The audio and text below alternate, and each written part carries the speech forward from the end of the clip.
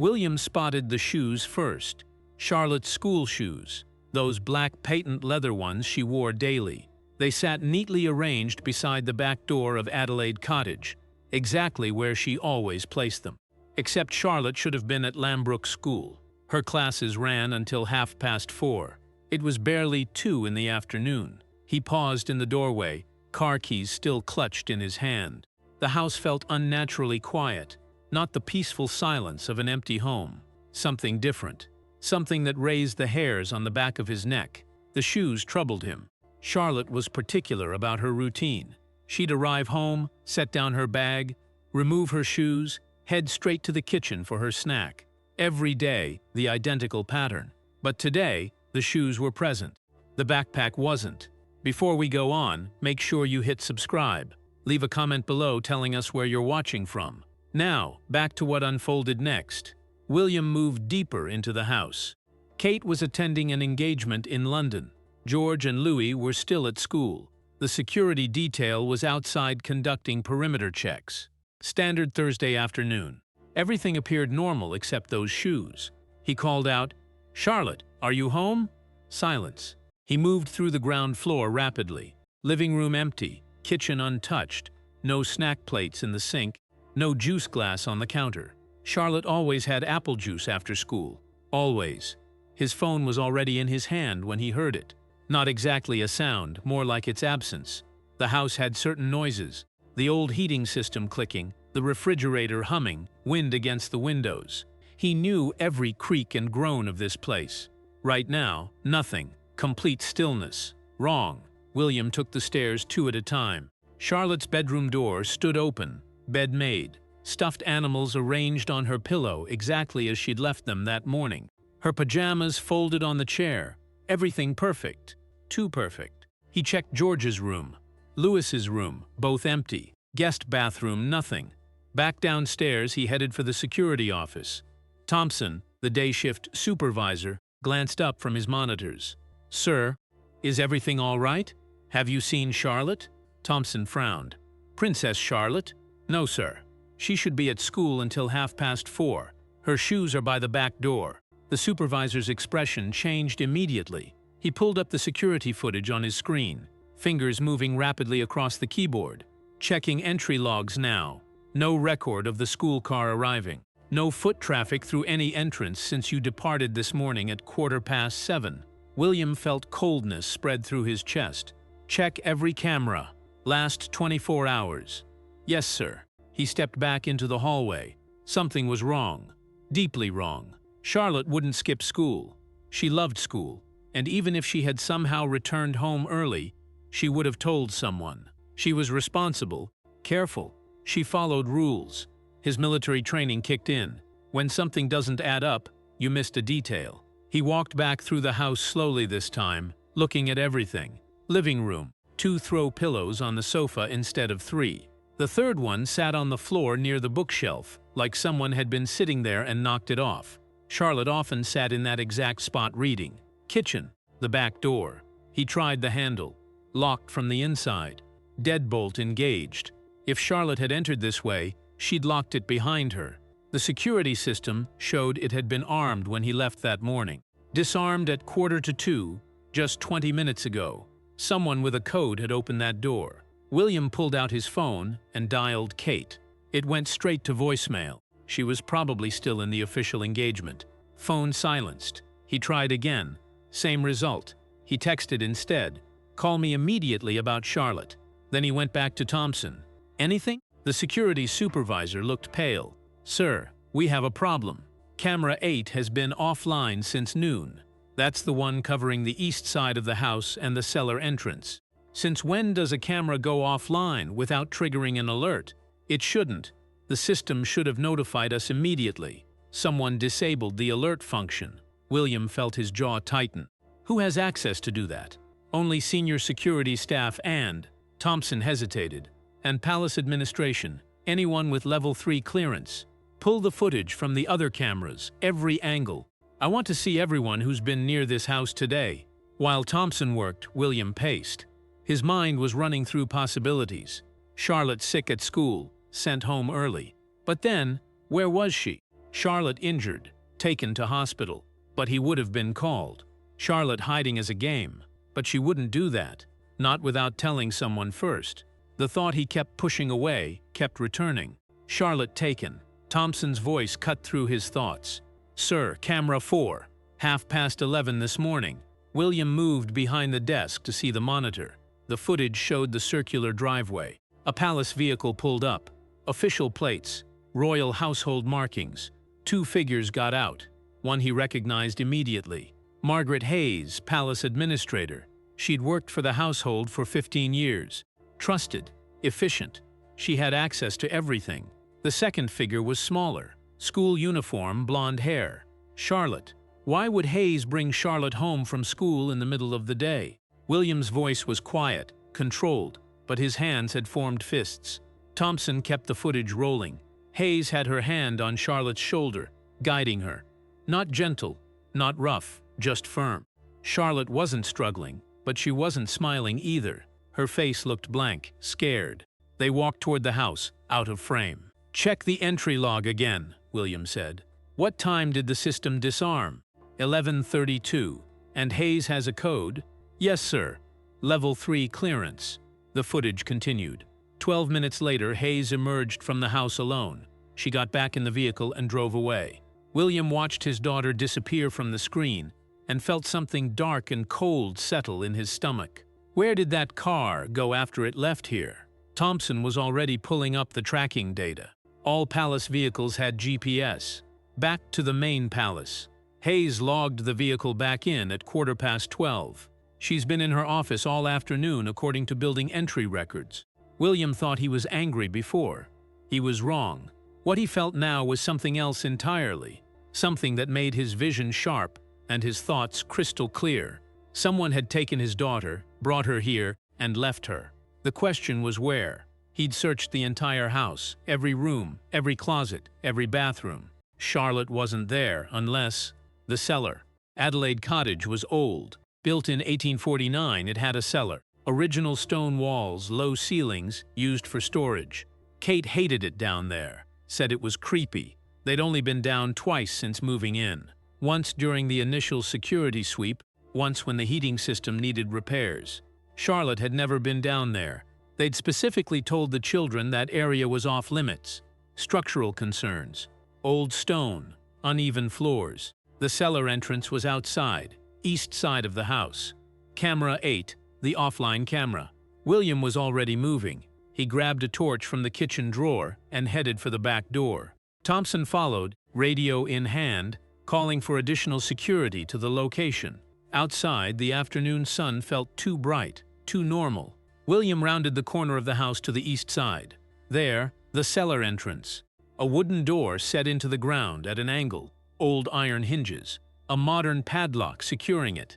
The padlock was fastened, but when William looked closer, he saw scratches around the lock mechanism. Fresh ones, recent. He pulled on the lock, secure, but his hand was shaking now because he knew, somehow he knew. Thompson arrived beside him with bolt cutters.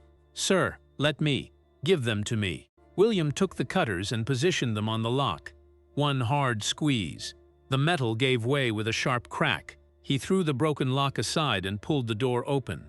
Darkness below, stone steps leading down. The smell of damp earth and old stone. "Charlotte!" His voice echoed in the space below. No answer. He didn't wait, didn't think. Just started down the steps, torch beam cutting through the black. Thompson right behind him, also with a light. The cellar was exactly as William remembered. Low ceiling maybe 6 feet high, stone walls, dirt floor in some places, old brick in others, boxes stacked against the walls. Old furniture covered in sheets, the heating system along the far wall, and silence. Complete silence. "Charlotte!" Louder this time. Then he heard it. Small, faint, a whimper coming from behind the heating system. William moved fast, torch beam swinging.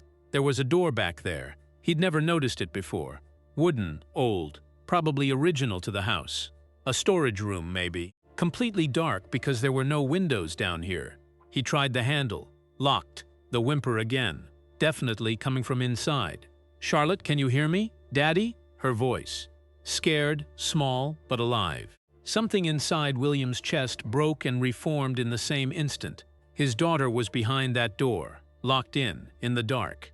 "I'm here, sweetheart. I'm getting you out." He pulled on the door handle. Solid, not budging. He looked around for something to force it with. Thompson was already handing him a crowbar from a tool chest in the corner. William jammed the crowbar into the space between door and frame. Pulled.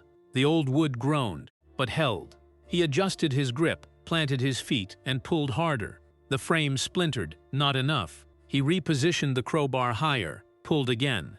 More splintering. The door was giving way, but too slowly. Charlotte was crying now. He could hear her, and every second she spent in that darkness was a second too long. Training said, "Be methodical, be careful. Don't damage the doorframe too much, or the whole thing might collapse." His heart said his daughter was scared, and he needed to get to her now. William took 3 steps back. Thompson started to say something. William didn't hear it. He ran at the door and kicked it with everything he had. The wood exploded inward. The door crashed open, and William's torch beam cut through the darkness inside. Charlotte was on the floor in the corner, hands zip-tied behind her back, ankles bound with rope, a strip of cloth tied across her mouth. Her school uniform was dirty. Her hair had come loose from its usual neat style. Her eyes were huge and wet with tears, but she was alive. William was on his knees beside her in less than a second. His hands were shaking as he pulled the gag from her mouth. She gasped for air and started crying harder. "You're okay. You're okay, sweetheart. I've got you." He worked at the zip tie on her wrists. Too tight, too strong to snap. Thompson was already there with a utility knife, carefully cutting through the plastic. The rope around her ankles came off faster. The moment she was free, Charlotte threw her arms around William's neck and held on like she'd never let go. He lifted her up. She was shaking, whole body trembling. He could feel her heart racing against his chest. "I've got you. You're safe now. I promise you're safe." Thompson was on his radio calling for medical, calling for additional security. His voice was professional, but William could hear the anger underneath it. William carried Charlotte up the stone steps into daylight. She buried her face against his shoulder, still crying. Not hysterical, just exhausted, terrified, relieved. Kate's car was pulling up the drive. She must have gotten his message. She was out of the vehicle before it fully stopped, running toward them. "What happened, William? What?" Then she saw Charlotte, dirty, disheveled, clinging to her father. Kate went pale. "Oh my God, she's not hurt, just scared. Someone locked her in the cellar." Kate held their daughter tight, one hand cradling her head, the other wrapped around her back.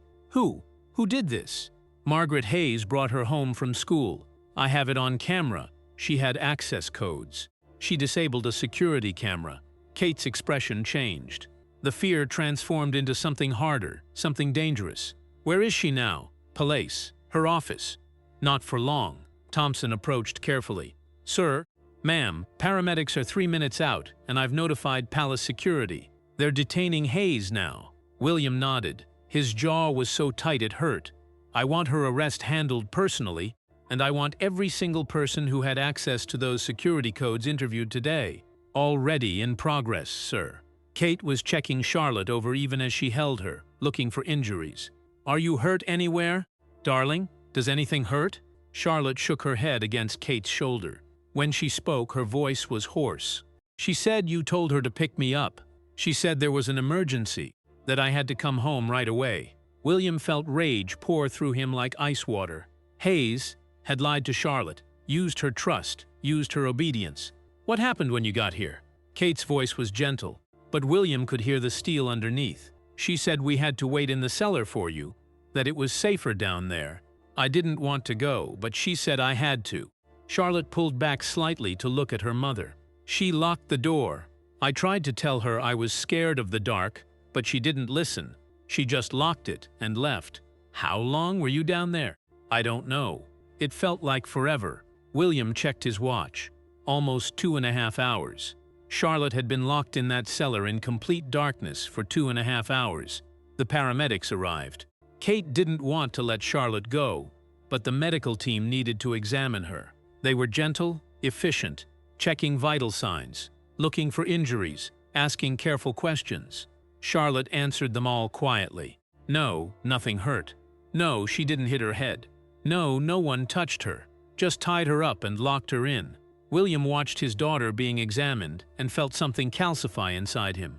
Hayes had done this, had terrorized a child, had used her position and access to betray the family she was supposed to serve. Why? Thompson appeared at his elbow. "Sir, Palace Security has Hayes in custody. They're asking if you want to be present for questioning." "Absolutely." Kate looked up. "I'm coming too." "Ma'am, perhaps it would be better if—" "I'm coming." The paramedic supervisor approached. "Princess Charlotte is physically fine. No injuries, some dehydration, but nothing serious. I'd recommend keeping her calm, plenty of fluids, and watching for any signs of delayed shock or trauma. Thank you." Kate's hand hadn't left Charlotte's shoulder. "We're taking her inside. She needs to rest." William nodded. "I'll handle Hayes. We'll both handle Hayes." Kate's voice left no room for argument. She turned to one of the protection officers who'd arrived with the paramedics. "Sarah, I need you to stay with Charlotte. Don't leave her alone for a second." "Yes, ma'am." Charlotte looked up at her parents with worried eyes. "You're coming back, right?" William crouched down so he was at her eye level. "I promise. We just need to deal with something. But we'll be back very soon. Sarah's going to stay right here with you." "What about George and Louis?" "They're still at school. They're safe." Kate kissed Charlotte's forehead. "We'll collect them together later. Right now, you need to rest. Can you do that for me?" Charlotte nodded. She looked exhausted. The adrenaline was wearing off and leaving her drained. They got her settled inside with Sarah, and extra security posted at every entrance. Then William and Kate got into his car. Thompson drove. No one spoke during the 15-minute journey to the palace. What he discovered next changed everything. But first, if you're enjoying this story, drop a like and let us know in the comments. Would you have done the same thing if it was your child? Now, here's what happened when they arrived at the palace. Margaret Hayes sat in a small office in the security wing. 2 guards flanked the door. She looked calm, almost bored, like this was an inconvenience rather than a criminal matter. That composure cracked the instant William and Kate walked in. "Your Royal Highnesses, there's been a terrible misunderstanding. Be quiet." William's voice was soft, more dangerous than shouting. "You took my daughter from school. You brought her to our home. You tied her up and locked her in a cellar in the dark for over 2 hours." Hayes's face had gone white. "I can explain." "Then explain." She opened her mouth, closed it, opened it again. "I received instructions. Official instructions. There was a security threat. I was told to extract Princess Charlotte from school and secure her in a safe location until the threat was neutralized." "Instructions from whom?" I can't say." Kate moved forward. Her voice was quiet, but somehow more terrifying than William's. "You traumatized our 9-year-old daughter. You used your access and her trust to kidnap her. You will tell us exactly who ordered this, or I will make it my personal mission to ensure you never work again anywhere in this country." Hayes was shaking now. "You don't understand. I was following orders. I thought I was protecting her. By tying her up, William's control was slipping. By leaving her alone in the dark, the restraints were for her safety. If she'd panicked and tried to leave, she might have gotten hurt. The cellar was the most secure location. No windows, thick walls. If there was a real threat, there was no threat." Thompson spoke from the doorway. He was holding a tablet. "We've checked every security alert from the past 72 hours. Nothing. No elevated risk, no credible threats, nothing that would warrant emergency extraction." Hayes's composure was crumbling. "But I received a call. Official palace line. Someone from the Security Coordination Office. They said there was an imminent threat to Princess Charlotte specifically, that I needed to get her to safety immediately." "What time was this call?" 11 o'clock this morning." Thompson checked his tablet.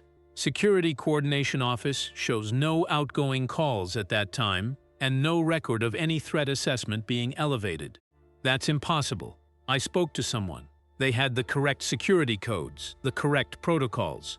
William watched her carefully. She actually believed what she was saying. She wasn't lying about receiving the call, which meant someone had set this up deliberately.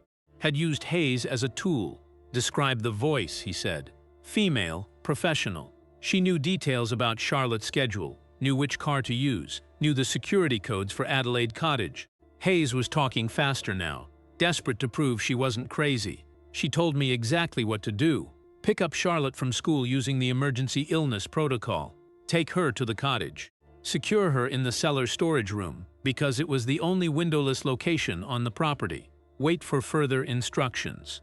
Did you get further instructions? No. I kept waiting for a call back. It never came. So I returned to work. I thought someone else would handle the extraction. I didn't know she was still there. Kate made a sound that wasn't quite a laugh. You tied up a child and left her in the dark and then just went back to your desk. I was following procedure. The voice said backup would arrive within the hour. I assumed. You assumed wrong. William cut her off. Thompson, pull the phone records. I want to know exactly who called Hayes this morning. Already in progress, sir. One of the senior security officers entered. Commander Phillips, 30-year veteran. William trusted him. Your Royal Highnesses, we've secured all of Hayes's communication devices. We're conducting a full investigation. But there's something you should know. What?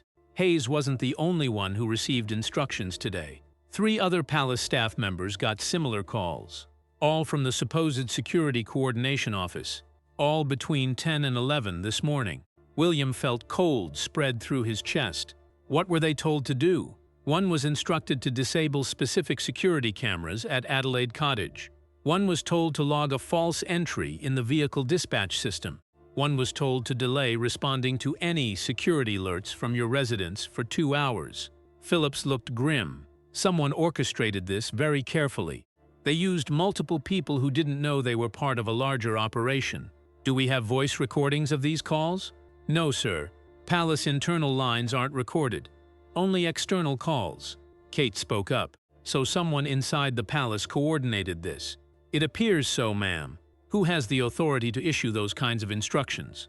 Senior security staff, palace administrators, and… Phillips hesitated. Members of the royal family. The room went very quiet. William's mind was racing. Someone with intimate knowledge of palace security. Someone who knew Charlotte's schedule. Someone who could convince multiple staff members to follow orders without question. Someone who wanted Charlotte isolated and terrified. But why? Hayes was crying now, quiet tears running down her face. I swear I thought I was protecting her. I would never hurt Princess Charlotte. Never. You tied up a 9-year-old girl and left her in the dark for over 2 hours, Kate said flatly. You did hurt her. I'm so sorry. I'm so sorry. William turned to Phillips. I want her suspended immediately pending full investigation. I want everyone who received those calls interviewed. And I want the phone records analyzed by someone outside the palace system. Someone we can trust. Absolutely. Yes, sir. The Metropolitan Police have already been notified. Detective Inspector Chen is en route. Sarah Chen. William knew her. Sharp, thorough, incorruptible. Good. He looked at Hayes one more time. You're done here. Whether you were manipulated or complicit, you failed in your duty. You endangered my daughter. That's unforgivable. He and Kate left before he said something he'd regret. Outside the room, Kate stopped and pressed her hand against the wall, taking a breath. Someone did this on purpose, she said quietly. Someone used Hayes like a puppet, terrified Charlotte deliberately. I know. Why? What's the point of scaring a child? Of traumatizing her? William didn't have an answer, but he thought about the timing, about the coordination, about the knowledge required. This wasn't random. This was personal. Someone had targeted Charlotte specifically, had planned this carefully enough to manipulate palace staff without leaving obvious evidence, had known exactly how to exploit security protocols. He thought he knew who, but he needed proof. Detective Inspector Sarah Chen arrived 40 minutes later with a team of digital forensic specialists. She was in her early 40s, calm and methodical. William had worked with her before on security reviews. She didn't waste time. Your Royal Highnesses, I've been briefed on the situation. First priority is Princess Charlotte's well-being. How is she? Physically unharmed, Kate said. Emotionally traumatized. I'll need to speak with her when she's ready. Gently. No pressure. Not today, William said firmly. Understood. We can wait until tomorrow if needed. Chen pulled out a tablet. I've reviewed the initial findings. This was sophisticated. Multiple actors. coordinated timing, exploitation of internal protocols. Whoever planned this knew your security systems intimately. Inside job, William said. Almost certainly. The phone calls all originated from within the Palace network. We're tracing the exact location now, but it will take time. The caller used voice masking technology, professional grade, not something you buy at an electronics store. Kate frowned. How would someone get that kind of technology into the palace? Small device. Could be a modified phone app. Could be a hardware unit the size of a thumb drive. If someone wanted to hide it, they could easily. Thompson approached with an update. Sir, we've interviewed the 3 other staff members who received calls. Their stories are consistent. Professional female voice, correct security language, authoritative tone. They all believed they were following legitimate orders. None of them thought to verify. Kate's voice was sharp. The calls came from the internal security line. That number is supposed to be verified automatically. The system was compromised. Chen made a note. I'll need full access to your communication infrastructure. Someone bypassed multiple safeguards. That takes expertise. William's phone buzzed. A message from the security team at Adelaide Cottage. Charlotte was asking for them. She couldn't sleep. She was scared. He showed Kate. She read it and her expression tightened. We need to go back, she said. I know, but we need answers first. William, our daughter is terrified. Answers can wait. He wanted to argue, wanted to stay until they found whoever did this. But Kate was right. Charlotte needed them more than he needed revenge. Chen seemed to read the situation. Go be with your daughter. My team will continue here. I'll update you the moment we have something concrete. They drove back to Adelaide Cottage in tense silence. William's mind wouldn't stop working the problem. Who had the knowledge?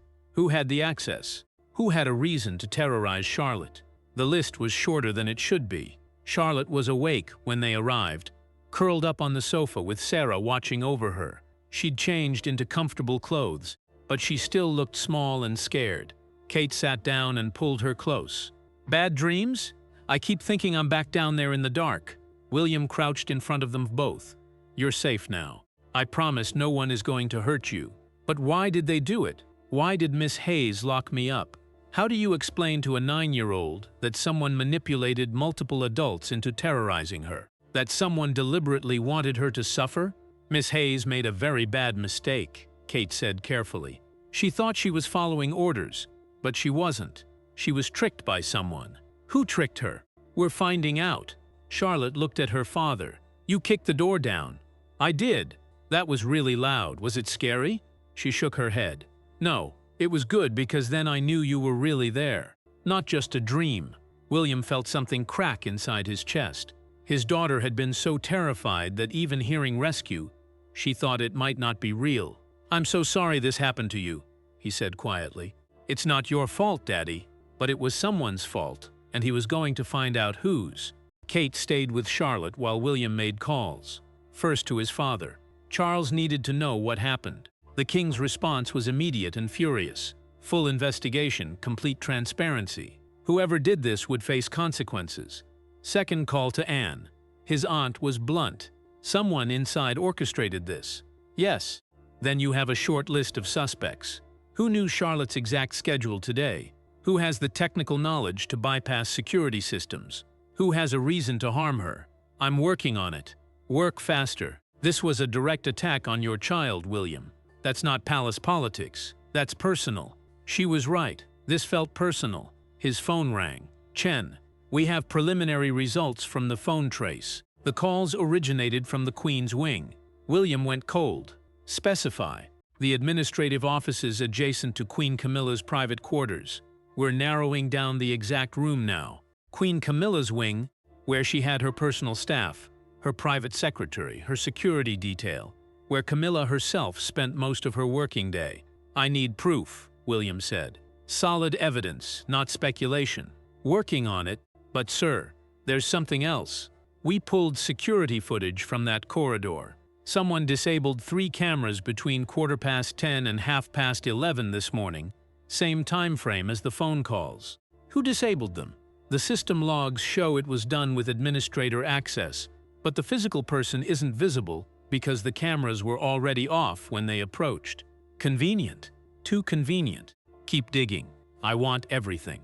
He ended the call and stood there thinking. Camilla, it made a horrible kind of sense.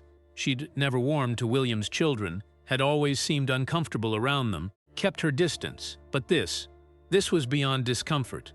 This was cruelty. Unless there was another explanation. Someone on Camilla's staff acting independently. Someone with access to her wing, but not her knowledge. He needed to know for certain. Kate found him in his study an hour later. Charlotte finally fell asleep. Sarah's with her. She closed the door. What did Chen find? He told her. Kate's face went very still. Camilla's wing. Not necessarily Camilla herself. Could be her staff. You don't believe that. He didn't, but he wanted to, because the alternative meant his stepmother had deliberately terrorized his daughter. And if that was true, then everything changed. Kate sat down heavily. We need to talk to her directly. Not yet. Not until we have proof. William, someone in her wing coordinated this attack. Whether it was her or her staff, she's responsible. She oversees those people. I know, but we can't accuse the Queen Consort without evidence. It would cause a constitutional crisis. I don't care about constitutional crisis. Someone hurt Charlotte. I care about making sure whoever did this actually pays for it.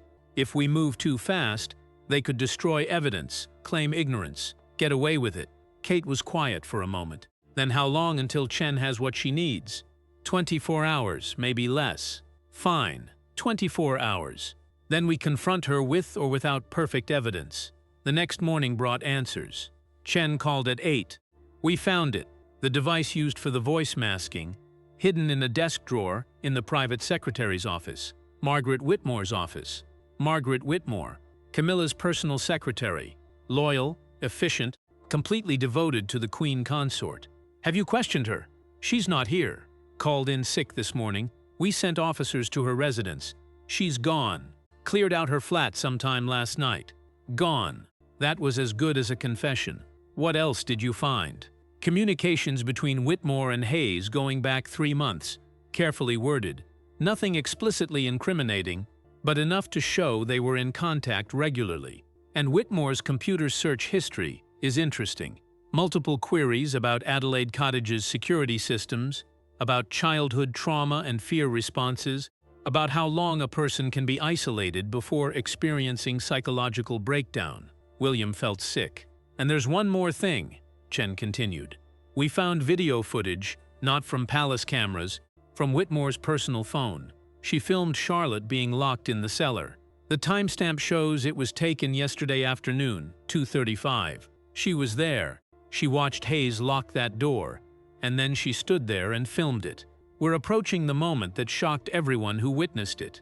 If you haven't subscribed yet, do it now. We share stories like this daily. Here's what happened when the truth came out. William didn't remember the drive to the palace. He was there suddenly. Kate beside him, both of them walking through corridors toward the Queen Consort's private wing. They didn't have an appointment, didn't care. Security tried to slow them down. William kept walking.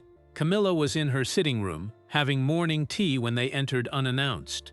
She looked up, surprised but composed. William, Catherine, this is unexpected. William closed the door. Kate locked it. Camilla's expression shifted. What's going on? Where is Margaret Whitmore? William's voice was flat. My secretary? I believe she's called in ill today. Why? She's fled. Her apartment is empty. We found evidence in her office. Evidence of what? Of coordinating the attack on Charlotte yesterday. Camilla went very still. Her teacup paused halfway to her lips. What attack? I heard Charlotte had a scare, but… Don't. Kate's voice cut through. Don't pretend you don't know. I genuinely have no idea what you're talking about. William pulled out his phone and played the video. Whitmore's video. Charlotte in the cellar. Hands tied. The door closing. Charlotte's small voice calling out. The lock clicking into place. Camilla watched. Her face showed nothing. Your personal secretary filmed this, William said. The calls that manipulated palace staff came from your wing. The device used to mask the caller's voice was in Whitmore's desk. She accessed security files from your office computers. That's impossible. Margaret is absolutely loyal. She would never. She did. The evidence is conclusive. What we're trying to determine is whether she acted alone or under instruction. The implication hung in the air like poison. Camilla set down her teacup very carefully. You think I ordered this? Did you? Of course not. I would never harm a child, especially not Charlotte.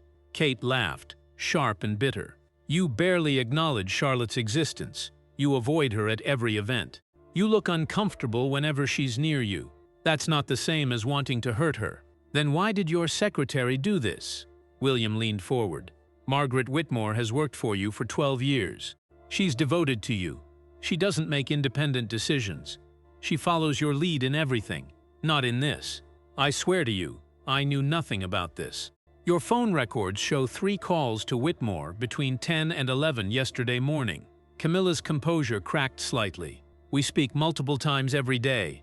She's my secretary. That proves nothing. What did you discuss? I don't remember. Schedule coordination, probably routine matters.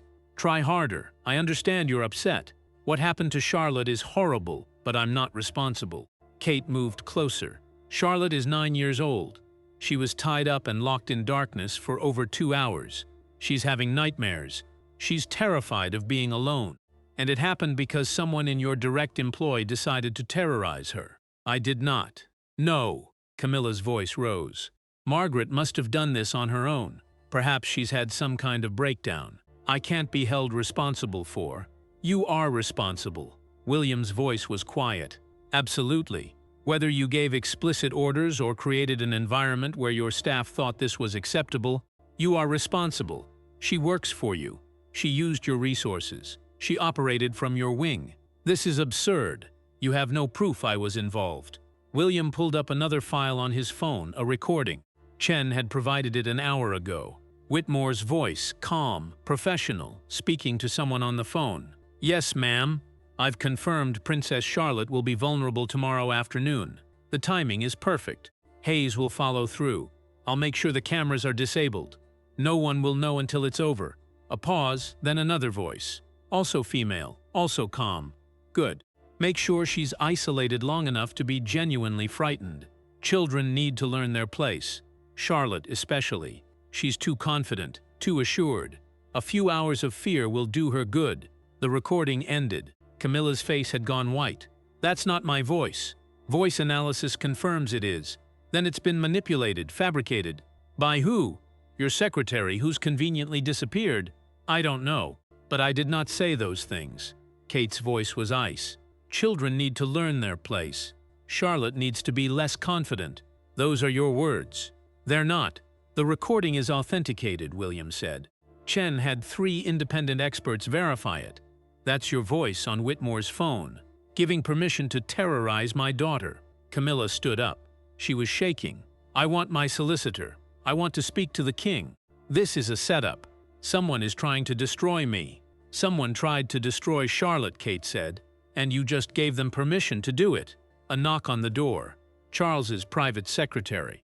Your Majesty is requesting your immediate presence. All of you.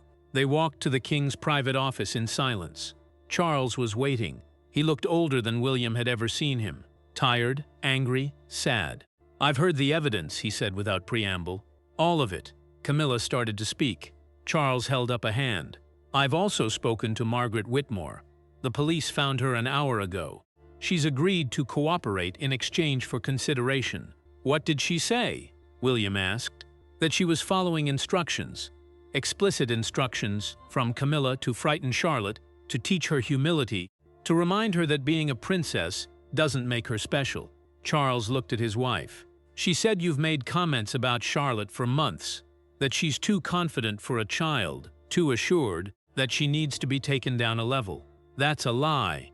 She has text messages, dozens of them, from your private number. Camilla sat down heavily. For a long moment no one spoke. Finally she said, she was supposed to be scared, not hurt. Just scared. The admission hung in the air. Kate made a sound like she'd been hit. William felt the last piece of doubt evaporate. It was true. All of it. Why? The word came out broken. Why would you do that to a child? Camilla looked up. Her eyes were hard. Because she's William's daughter. Because she's Catherine's daughter. Because everyone fawns over her. and acts like she's perfect and special. And I'm tired of it. I'm tired of watching everyone adore her while they barely tolerate me. So you decided to traumatize her. I decided to remind her that the world isn't always kind, that being a princess doesn't protect you from reality. Better she learns that now in a controlled situation than later when real danger comes. Kate lunged forward. William caught her arm. "You're sick," Kate said. "You're actually sick." Charles's voice was quiet. "Camilla, you need to leave." "What?"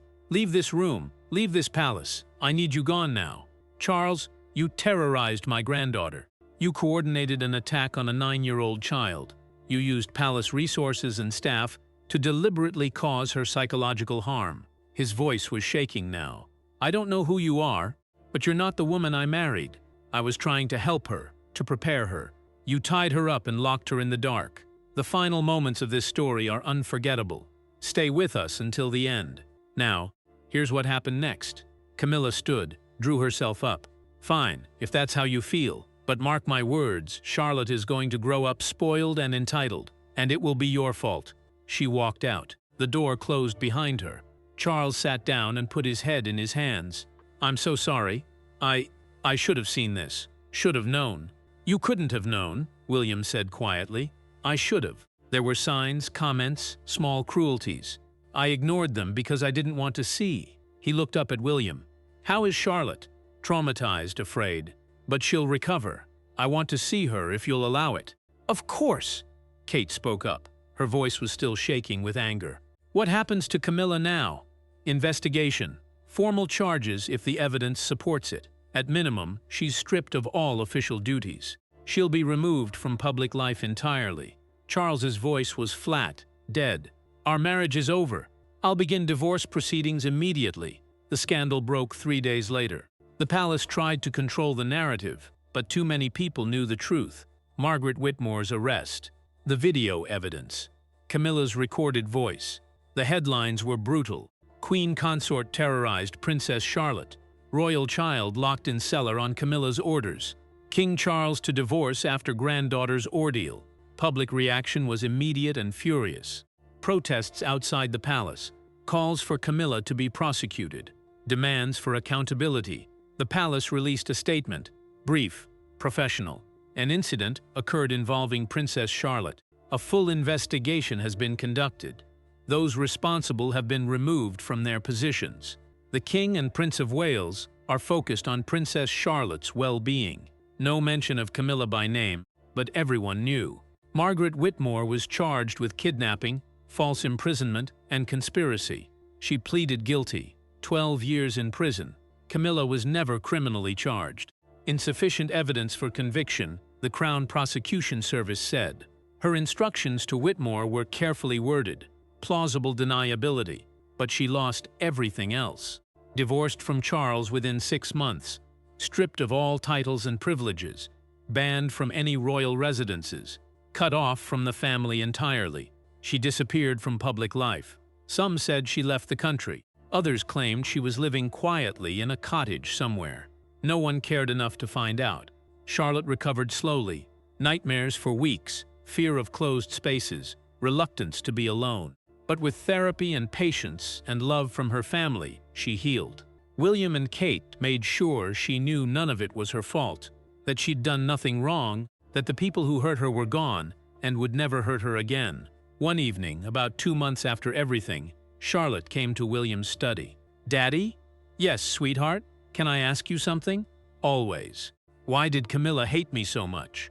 William chose his words carefully. "I don't think she hated you. I think she was jealous. And sometimes when people feel jealous or inadequate, they do terrible things to make themselves feel better. That's stupid." "Yes, it is." "Did I do something wrong to make her jealous?" "No, never. You didn't do anything wrong. You were just being yourself, being confident and kind and smart, and that threatened her because she wasn't those things." Charlotte thought about this. "I'm glad she's gone." "Me too. But I'm sorry she hurt you and Grandpa." William pulled his daughter close. "We'll be okay. The important thing is you're safe." "I am. Because you kicked down the door. I'd kick down 1,000 doors to keep you safe." She smiled. Small but real. "I know. The security systems at Adelaide Cottage were completely overhauled. New cameras, new codes, new protocols. Only immediate family had access now. No exceptions. The cellar door was sealed permanently. Concrete poured over the entrance. Charlotte never had to see it again. Staff vetting procedures were strengthened across all royal residences.